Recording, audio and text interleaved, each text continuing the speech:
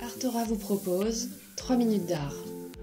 Aujourd'hui, nous parlons des symboles dans la peinture de Jean-Michel Basquiat. Né en 1960 à New York, Basquiat est un artiste de génie avec une trajectoire de météore.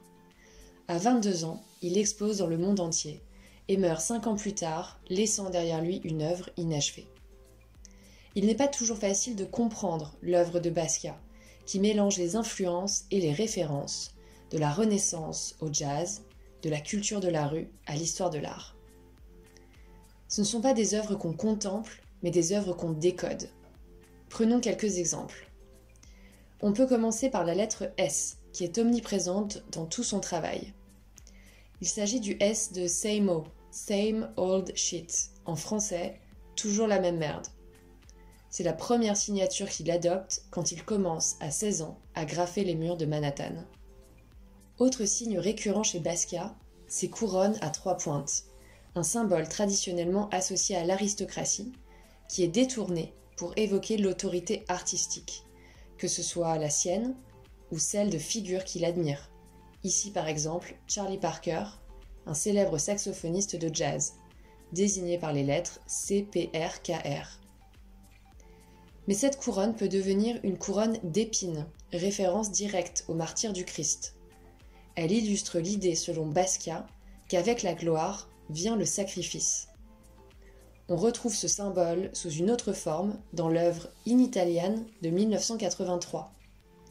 La souffrance de l'artiste se manifeste moins par son teint verdâtre que par ce qui est écrit au-dessus de sa tête. Crown of Thorns, couronne d'épines en français. Pourquoi écrit-il la couronne plutôt que de la peindre ?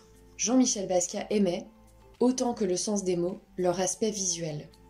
Et il les mettait en avant en les rayant ou en les entourant, comme à gauche blood, sang, entouré de rouge. Autre aspect central de son œuvre, la dénonciation des discriminations raciales. Ici, au-dessus de la tête du boxeur victorieux, on peut lire « E pluribus », renvoyant à l'ancienne devise des États-Unis, E pluribus unum, de plusieurs, un.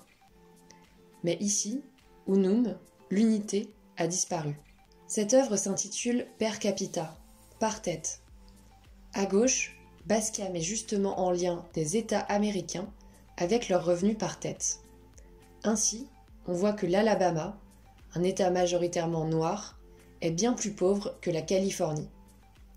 Le message de l'œuvre est donc clair, les discriminations raciales passent avant l'unité. Terminons par les références multiples de Basquiat à l'histoire de l'art. Pas évident ici ? Pourtant, il reprend un croquis du célébrissime Léonard de Vinci. Ce lien avec le génie de la Renaissance est significatif.